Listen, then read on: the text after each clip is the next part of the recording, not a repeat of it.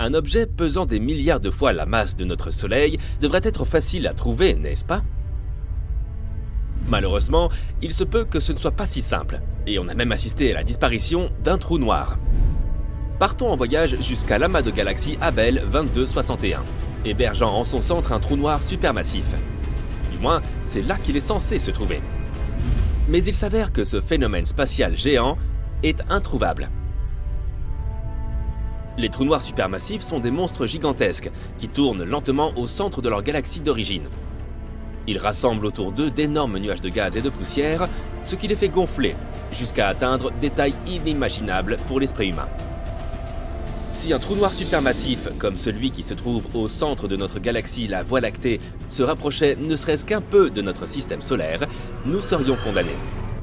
La distance entre cet objet énorme et la Terre pourrait être de plusieurs dizaines d'années-lumière, et pourtant, il ferait des ravages sur notre planète. La Terre, ainsi que les autres éléments du système solaire, seraient entraînés dans l'orbite du trou noir et condamnés à tourner autour de lui pour l'éternité, ou plus longtemps. C'est donc une bonne chose que de tels trous noirs restent loin de nous, en tout cas pour l'instant.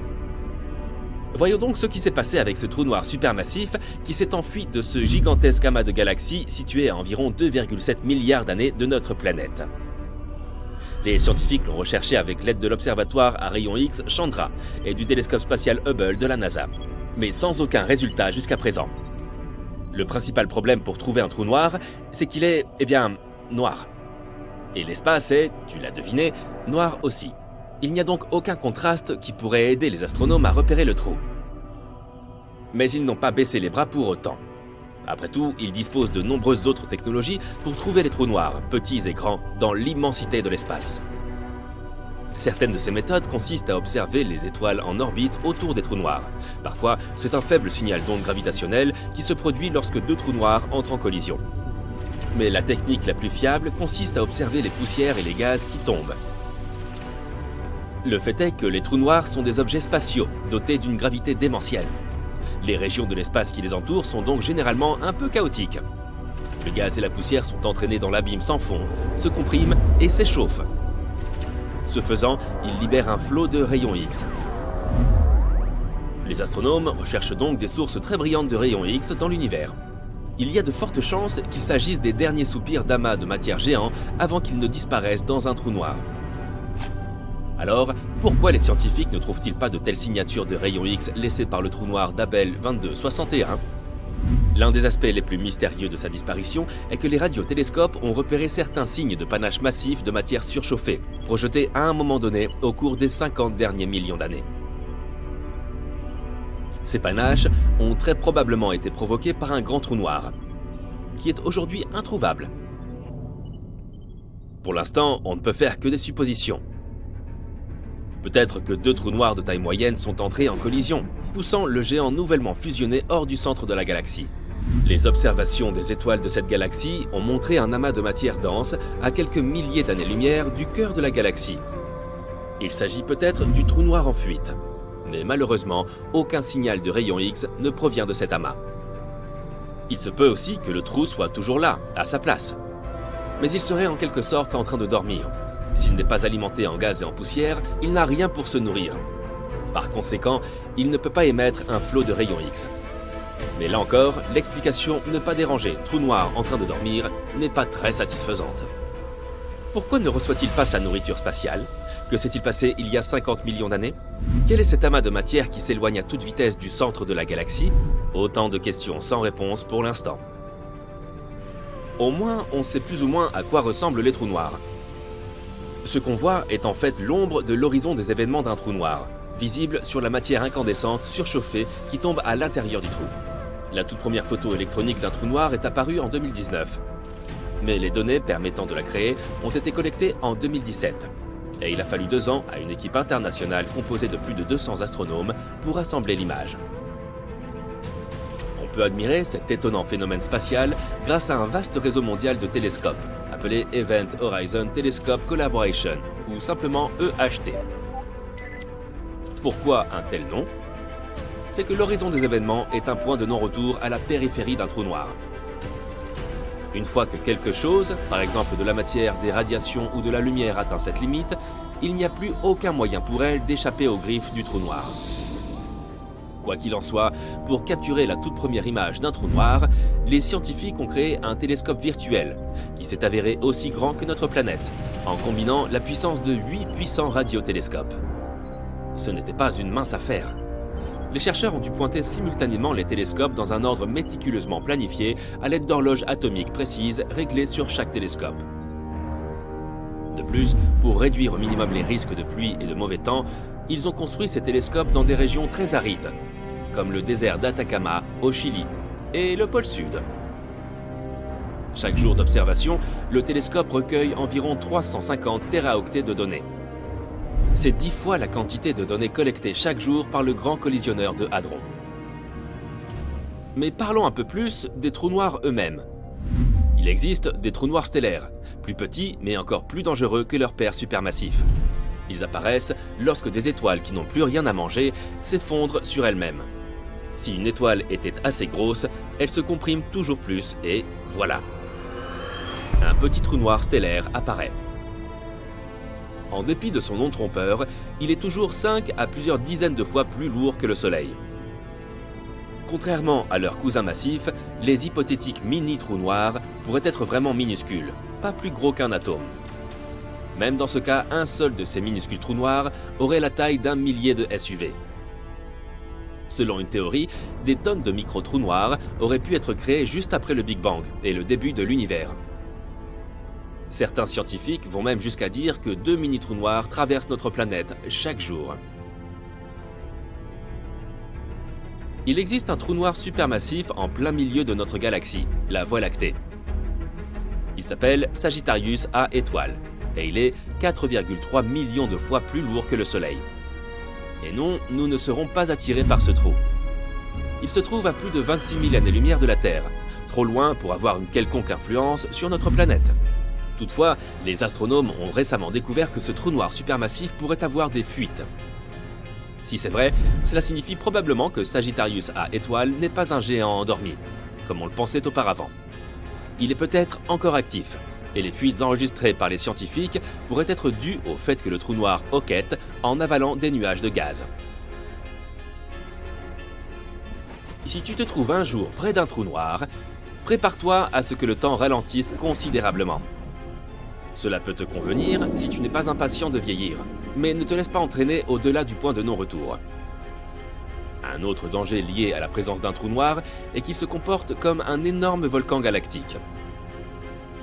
De temps en temps, les trous noirs s'enflamment, mais au lieu de cracher de la lave, ils produisent d'énormes quantités d'énergie. Et cela crée des trous béants dans la matière et le gaz environnant. Il y a peu, des scientifiques ont découvert l'un des plus grands cratères de l'univers. Les radiotélescopes et les télescopes à rayons X ont détecté un trou noir supermassif qui a piqué une colère il y a très longtemps. Cela s'est produit dans un amas de galaxies situé à environ 390 millions d'années-lumière de la Terre. Le cratère laissé derrière lui, qui était en fait un trou creusé dans le gaz chaud de l'amas, pourrait contenir 15 fois la Voie lactée.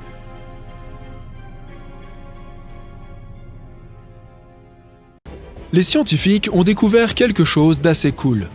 Les trous noirs de Schrödinger. Oui, les objets les plus effrayants de notre univers se révèlent être encore plus terrifiants.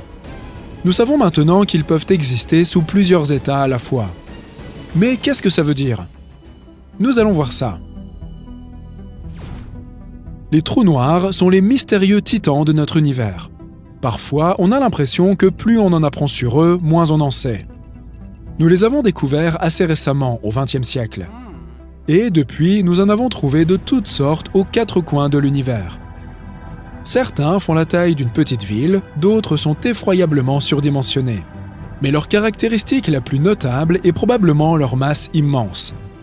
Et c'est là qu'une étude récente entre en jeu. Des scientifiques ont constaté que les trous noirs ont des propriétés quantiques très particulières.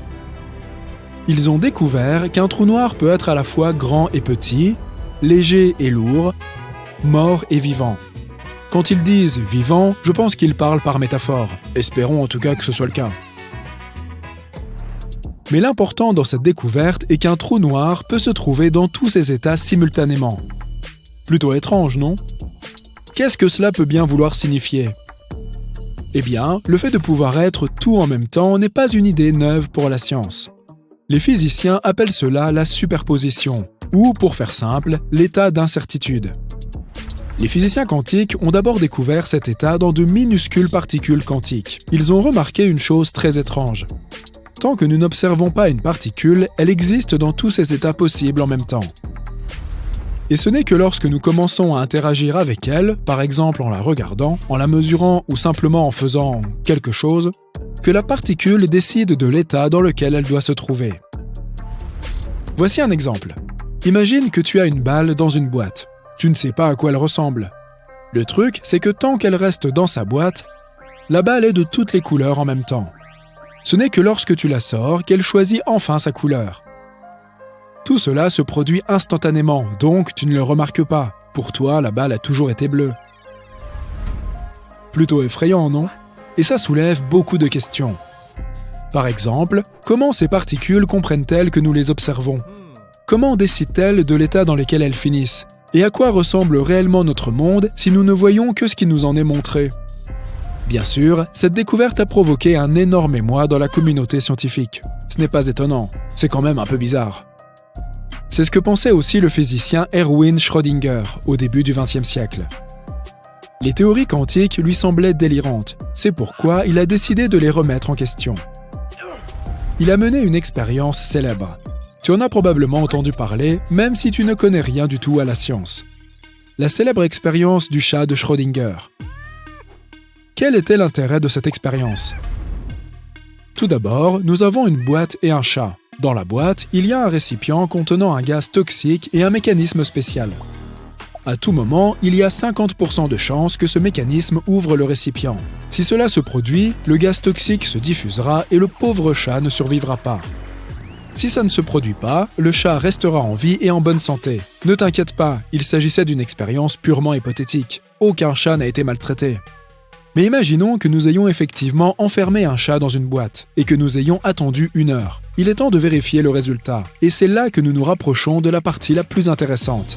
À ton avis, comment cette situation se terminerait-elle dans notre monde ordinaire ? Eh bien, probablement, le récipient finirait par s'ouvrir ou non. Et alors, le destin du chat serait fixé.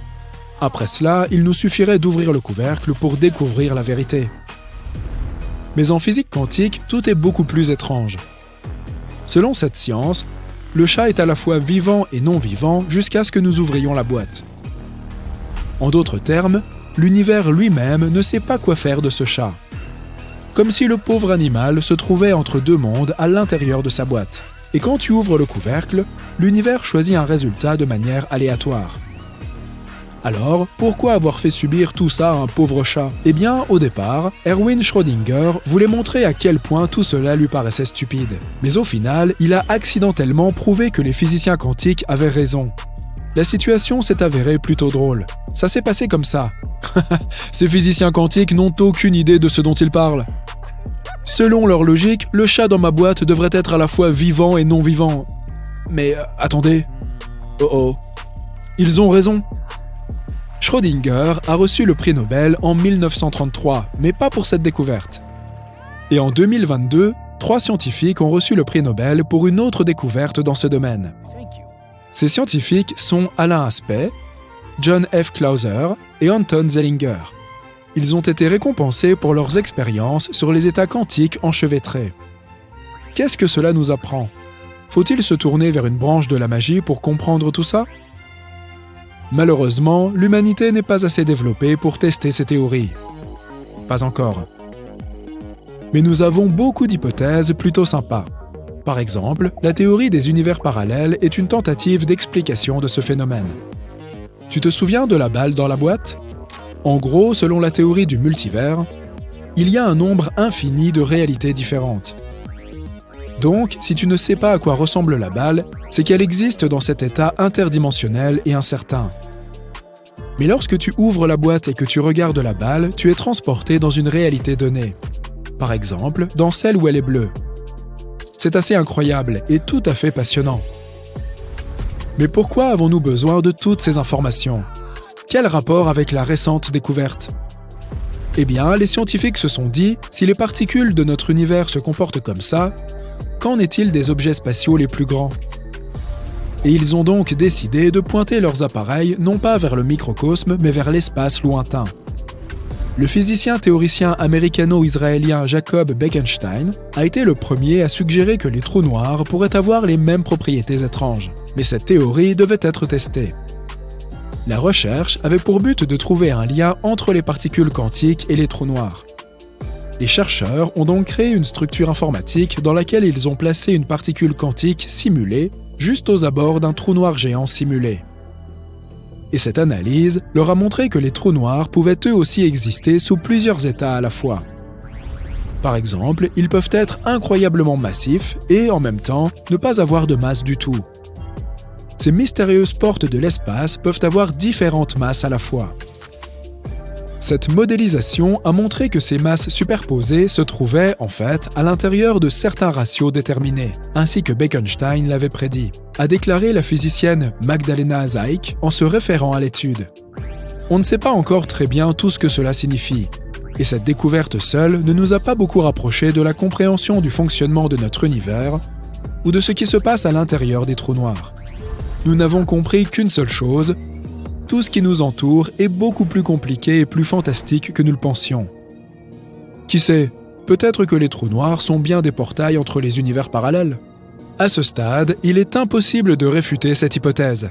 En d'autres termes, l'univers nous a montré une fois de plus qu'il est plus étrange et plus mystérieux et fascinant que nous ne pouvions l'imaginer. Espérons qu'à l'avenir, nous serons en mesure de comprendre au moins un peu ce qui s'y passe.